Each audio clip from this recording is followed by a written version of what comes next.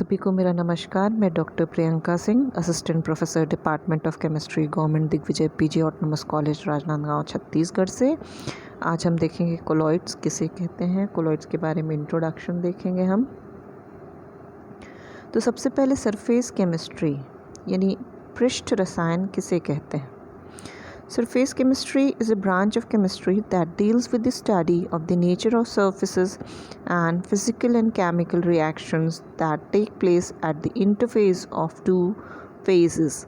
तो surface chemistry या पृष्ठ रसायन शास्त्र का वह शाखा है, ब्रांच है, जिसके अंतर्गत हम सतह या सरफेस के नेचर, प्रकृति के बारे में स्टडी करते हैं और साथ ही साथ जो सरफेस है, सरफेस के कांटेक्ट में आने वाले जो फेजेस हैं, उन दोनों फेजेस के बीच में जो फिज़िकल और केमिकल रिएक्शंस होते हैं, इंटरैक्शंस होते हैं, क्रियाएं होती हैं, उसका भी हम अध्ययन करते हैं। It is closely related to colloid science. तो कोलॉइड साइंस से सरफेस केमिस्ट्री का घनिष्ठ संबंध है। The foundation of colloidal chemistry was laid down by Thomas Graham, a Scottish scientist. तो colloidal chemistry की शुरुआत की थी थॉमस ग्राहम ने, उसकी नींव रखी थी थॉमस ग्राहम ने।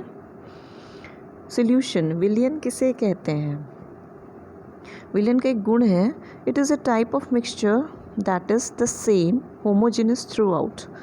तो यह एक इस प्रकार का मिक्सचर है जो सभी जगह समान कंसंट्रेशन होता है, एक समान होता है, एक समान सांद्रता पाई जाएगी। हर जिस भी भाग में आप देखेंगे वो एक समान ही होगा। ये सॉल्यूशन का एक गुण है, विलयन का गुण है। Solution can be physically separated. भौतिक रूप से सॉल्यूशन को दो भागों में बांटा जा सकता है, सॉल्यूट और सॉल्वेंट, विलेय और विलायक। All portions of the solution have same property. आप किसी विलयन के किसी भी पार्ट को, किसी सॉल्यूशन के अलग अलग पार्ट्स को भी आप देखेंगे तो एक ही सॉल्यूशन है यदि वो, तो उसके सारे गुण एक समान पाए जाएंगे। एग्जाम्पल है सॉल्ट वाटर। पानी में यदि आपने सोडियम क्लोराइड NaCl को घोल दिया तो वो NaCl का एक्वस सॉल्यूशन कहलाएगा। इसी प्रकार ब्लड और शुगर वाटर, ये भी सॉल्यूशन के एग्जाम्पल्स हैं। Now comes solutes and solvents. विलेय और विलायक किसे कहते हैं। Solute, it is a substance that is dissolved to make a solution and it separates into individual particles upon dissolution. तो सॉल्यूट ऐसा पदार्थ है जो कि किसी विलायक में, सॉल्वेंट में घोला जाता है और सॉल्यूशन बनता है। जब ये सॉल्यूशन बनता है या घुल जाता है, सॉल्यूट्स डिज़ोल्व हो जाता है सॉल्वेंट में, तो उसके जो पार्टिकल्स हैं, इंडिविजुअल पार्टिकल्स, उसके प्रत्येक कण अलग अलग हो जाते हैं। Solvent, it is a substance that dissolves a solute and it is not possible to identify the solvent in solute as individual parts upon dissolution of solutes. तो सॉल्वेंट या विलायक एक ऐसा पदार्थ है जिसमें विलेय, सॉल्यूट को डिज़ोल्व किया जाता है, घोला जाता है, और एक बार जब सॉल्यूट को सॉल्वेंट में घोल दिया जाता है तो दोनों को, यानी विलेय और विलायक को अलग अलग कर पाना, इंडिविजुअली अलग अलग आइडेंटिफाई कर पाना कठिन है। इस फिगर में आप देखिए, solute plus solvent gives solution. अगर हम किसी भी इनऑर्गेनिक सॉल्ट को डिज़ोल्व करते हैं किसी सॉल्वेंट में, जैसे फॉर एग्जांपल हम यहाँ ले लेते हैं कॉपर सल्फेट को, यदि हमने वाटर में डिज़ोल्व किया तो क्या सॉल्यूशन मिलेगा। कॉपर सल्फेट का एक्वस सॉल्यूशन हमें मिलेगा। Types of solution. सॉल्यूशन को पार्टिकल्स के साइज़ के आधार पे तीन प्रकार में बांटा गया है, ट्रू सॉल्यूशन, कोलॉइडल सॉल्यूशन और सस्पेंशन। एक एक करके देखेंगे हम। ट्रू सॉल्यूशन, ट्रू सॉल्यूशन में जो पार्टिकल का साइज़ होता है, it is less than 10⁻⁻9 angstrom या 1 नैनोमीटर। 1 नैनोमीटर से छोटे आकार के जो पार्टिकल्स होते हैं वो पाए जाते हैं ट्रू सॉल्यूशन में। और कोलॉइडल सॉल्यूशन में particle sizes between 10 to 1000 angstrom और 1 to 100 नैनोमीटर्स। कोलॉइडल सॉल्यूशन में जो पार्टिकल का साइज़ होगा 1 से 100 नैनोमीटर के बीच में रेंज करेगा। सस्पेंशन के केस में particle size is more than 1000 angstrom और 100 नैनोमीटर। 100 नैनोमीटर से बड़े पार्टिकल्स पाए जाएंगे। तो हमने सॉल्यूशन को पार्टिकल के साइज़ के आधार पे 3 पार्ट्स में डिवाइड किया है, ट्रू सॉल्यूशन, कोलॉइडल सॉल्यूशन और सस्पेंशन। 100 नैनोमीटर से बड़े साइज़ के पार्टिकल्स क्या कहलाएंगे? सस्पेंशन। 1 नैनोमीटर से छोटे साइज़ के पार्टिकल्स वाले जो सॉल्यूशन होंगे वो कहलाएंगे ट्रू सॉल्यूशन। तो अब जिन ऐसे सॉल्यूशन जिनमें पार्टिकल का साइज़ 1 to 100 नैनोमीटर्स के बीच में रेंज करेगा वो कहलाते हैं कोलॉइडल सॉल्यूशंस। अब comparison of true solution, suspension and colloidal solution. तो सबसे पहले हम कंपेयर करेंगे तो प्रॉपर्टी, ट्रू सॉल्यूशन, सस्पेंशन और कोलॉइडल सॉल्यूशन, ये कॉलम्स बनेंगे। तो पहली प्रॉपर्टी जो हम देखते हैं वो है नेचर, प्रकृति, किस प्रकार की प्रकृति होती है। तो ट्रू सॉल्यूशन के केस में जो प्रकृति है वो है होमोजेनस, समांगी।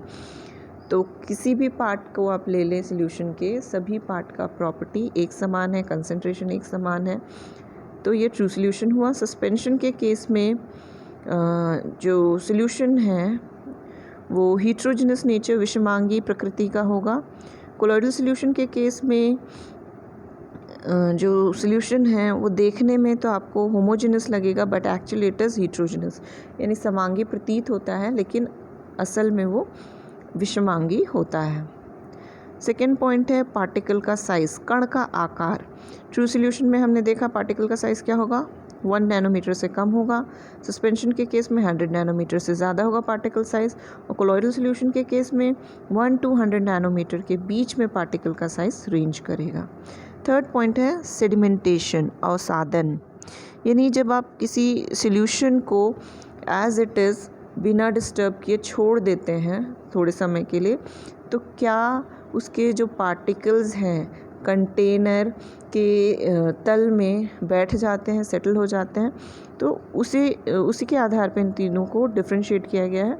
तो ट्रू सॉल्यूशन के केस में जो पार्टिकल्स होंगे वो सेटल नहीं होंगे। सस्पेंशन के केस में पार्टिकल्स को छोड़ देते हैं स्टैंडिंग पोजीशन में, यदि सॉल्यूशन को छोड़ दिया जाता है एज इट इज़ तो उसके पार्टिकल्स सेटल हो जाएंगे। कोलॉइडल सॉल्यूशन के केस में पार्टिकल्स सेटल नहीं होंगे। डिफ्यूजन, विसरण। ट्रू सॉल्यूशन के केस में डिफ्यूजन जो है बहुत तेज़ी से देखने को मिलता है पार्टिकल का साइज़ छोटा होने के कारण। सस्पेंशन के केस में डिफ्यूजन नहीं देखने को मिलता है, और कोलॉइडल सॉल्यूशन के केस में डिफ्यूजन स्लो प्रोसेस होता है। नेक्स्ट पॉइंट है विजिबिलिटी, दृश्यता। ट्रू सॉल्यूशन के जो पार्टिकल्स हैं वो इनविजिबल होते हैं, नेकेड आई से आप उसे देख नहीं सकते हैं। सस्पेंशन के पार्टिकल्स नेकेड आई से विजिबल होते हैं और साथ ही साथ माइक्रोस्कोप से भी देखे जा सकते हैं। कोलॉइडल सॉल्यूशन के particles scatter light and can be observed under ultra microscope. तो कोलॉइडल सॉल्यूशन के जो पार्टिकल्स होते हैं लाइट को स्कैटर करते हैं और उन्हें अल्ट्रा माइक्रोस्कोप की सहायता से देखा जा सकता है। फिल्टरेबिलिटी, फिल्टरण कैसा होगा, किस प्रकार से उनका फिल्ट्रेशन हो सकता है। जैसे ट्रू सॉल्यूशन के केस में pass easily through animal membrane and filter paper. True solution animal membrane और फिल्टर पेपर दोनों से ही ट्रू सॉल्यूशन पास हो सकता है, उसके पार्टिकल्स पास हो सकते हैं क्योंकि पार्टिकल का साइज़ बहुत छोटा है। सस्पेंशन के केस में पार्टिकल का साइज़ बड़ा होता है, इसलिए they are enable to pass through animal membrane और फिल्टर पेपर। एनिमल मेम्ब्रेन और फिल्टर पेपर दोनों से ही सस्पेंशन पार्टिकल्स या सस्पेंशन पास नहीं हो सकता है। Colloidal solution pass through filter paper but not through animal membrane. अब कोलॉइडल सॉल्यूशन का जो पार्टिकल साइज़ है वो ट्रू सॉल्यूशन और सस्पेंशन के बीच में रेंज करता है, इस कारण से वो फिल्टर पेपर से तो पास हो सकता है क्योंकि फिल्टर पेपर के पोर का साइज़ बड़ा होता है, लेकिन एनिमल मेम्ब्रेन में जो पोर का साइज़ होता है, छिद्र का साइज़ होता है, वो छोटा होने के कारण एनिमल मेम्ब्रेन से पास नहीं हो सकता। अपीयरेंस, किस प्रकार के दिखाई देते हैं। ट्रू सॉल्यूशन क्लियर और ट्रांसपेरेंट होता है, पारदर्शी होता है, साफ सुथरा पारदर्शी। सस्पेंशन ओपेक अपारदर्शी होता है, और कोलॉइडल सॉल्यूशन दोनों के बीच में ट्रांसल्यूसेंट होता है, यानी ना पूरी तरह से पारदर्शी होगा ना पूरी तरह से अपारदर्शी। अब कोलॉइड किसे कहते हैं। जैम और आइसक्रीम जो हैं वो कोलॉइड्स के एग्जाम्पल्स हैं। A colloid is primarily a heterogeneous mixture. हम ये देख चुके हैं जो कोलॉइडल सॉल्यूशन है या कोलॉइड्स हैं वो विषमांगी हीट्रोजिनस नेचर के होते हैं, उनकी प्रकृति विषमांगी होती है। अब हीट्रोजिनस होना इसका एक साफ साफ मतलब है कि यहाँ पे दो फेजेस पाए जाएंगे, दो या दो से अधिक फेजेस पाए जाएंगे। कोलॉइडल सॉल्यूशन के केस में हम दो फेजेस की बात करते हैं। पहला है डिस्पर्स्ड फेज, परिक्षिप्त अवस्था, और दूसरा है डिस्पर्जन मीडियम, परिक्षेपण माध्यम। डिस्पर्स्ड फेज का कॉन्सेंट्रेशन कम होगा, डिस्पर्जन मीडियम का कॉन्सेंट्रेशन ज़्यादा होगा, परिक्षेपण माध्यम का कॉन्सेंट्रेशन ज़्यादा होगा। परिक्षेपण माध्यम में परिक्षिप्त अवस्था डिस्पर्स्ड होगी और परिक्षेपण माध्यम में परिक्षिप्त अवस्था पाई जाएगी। परिक्षिप्त अवस्था का कंसंट्रेशन कम होगा और परिक्षेपण माध्यम का कंसंट्रेशन ज़्यादा होगा। तो कोलॉइडल सॉल्यूशन दो फेजेस के बने होते हैं, डिस्पर्स्ड फेज और dispersion medium. Dispersed phase dispersion medium में डिस्पर्स्ड होता है। The minute particles here are 1 to 100 nanometers in diameter, but they still remain suspended and do not settle at the bottom of the mixture. तो colloidal solution में जो mixture है उसमें जो minute particle है एक सब्सटेंस का, जिसे हम डिस्पर्स्ड फेज या परिक्षिप्त अवस्था कहते हैं, उन पार्टिकल्स का size as we have already studied 1 to 100 nanometres के बीच में उनका डायमीटर रेंज करता है। और जब उनको एज इट इज़ सेटल होने के लिए एज इट इज़ छोड़ दिया जाता है तो वो जो पार्टिकल्स हैं वो सेटल नहीं होते हैं कंटेनर के बॉटम में। They are visible under an optical और an electron microscope.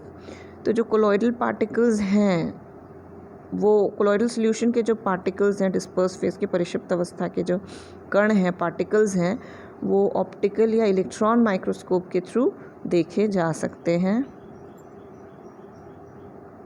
Thank you.